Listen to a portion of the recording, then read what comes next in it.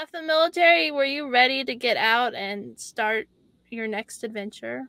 I absolutely was. I mean, I hit the ground running. I really was wasting no time at all.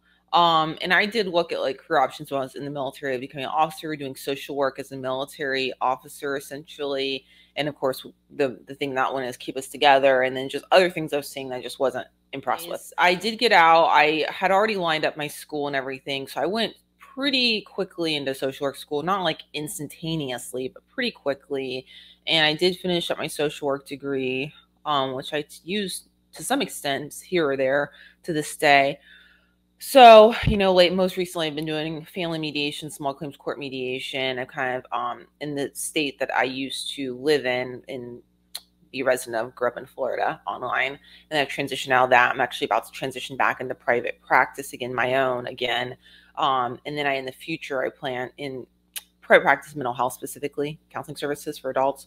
And then I plan to transition again back into mediation, but like combined two, because that's what I've been trying to do. I've been trying to do that. It's not worked out. It's just been like very stressful many years, honestly, because when I got out, I did go to social work school. I checked all the boxes very quickly. I passed my national exam rapidly. A lot of people struggle with that, may not be able to pass it. Did that very quickly right after graduation. And then the roadblocks really started hitting at that point, because getting licensed in my occupation, licensed as a clinical social worker, or a lot of occupations, I know there's a lot of industries, there's a lot of talk about that. You may be aware of that. There's federal law just passed for military spouses to recognize their licenses on some level. I don't think it's broad enough, quite frankly, which is amazing. A little late for me. Would have been helpful, like, I don't know, 10 years ago that they could have done that. But they've done it. And it was very challenging. The licensing is very challenging for most people, licensing.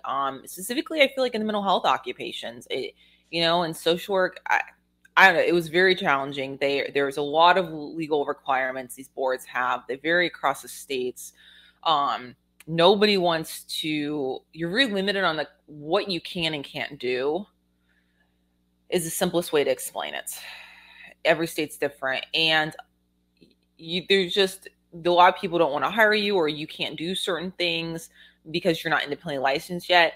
And you need to be able to do certain things so you can go ahead, a lot of these things, so you can get the license to do the other things. You know what I mean? So it's just like this circular loop, and it's very expensive and very time consuming. Years and thousands of dollars go into this. Somebody's paying for it some way, shape, or form, whether it be your employer, yourself, but whatever the case, it's a lot. So that's what I had the hardest time with. And so, a lot of people think when you first get licensed, because I got licensed in 2019, that you're like a newbie with like not a lot of work experience. Oh no, I had like 5 years at that point, roughly, of social work experience. So I've been at it. Like now it's going on, let's see, almost a decade of work experience, but I've been licensed less than 5 years. So.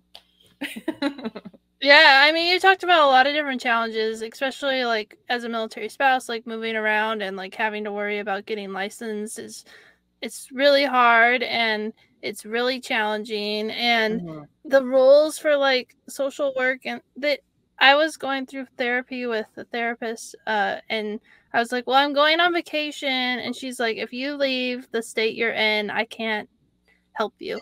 Like, even because I was like, well, I'm on vacation, so I could just set up a time. And she's like, no, if you're not in the state that we're doing the care in, then we can't do it. And I was like, that's like the dumbest rule ever, because I'm still like the same person, but they have like all these restrictions. And and the internet has changed so much in other industries, but there's all these like loopholes, and it's not as helpful. I totally agree with you 1,000 and million. But yeah, with the moving around, like I actually have intentionally stayed separate from my spouse at times in order to have a career at all. Like, for example, he was, with pretty much no notice, moved to a completely different state in a very undesirable location and base.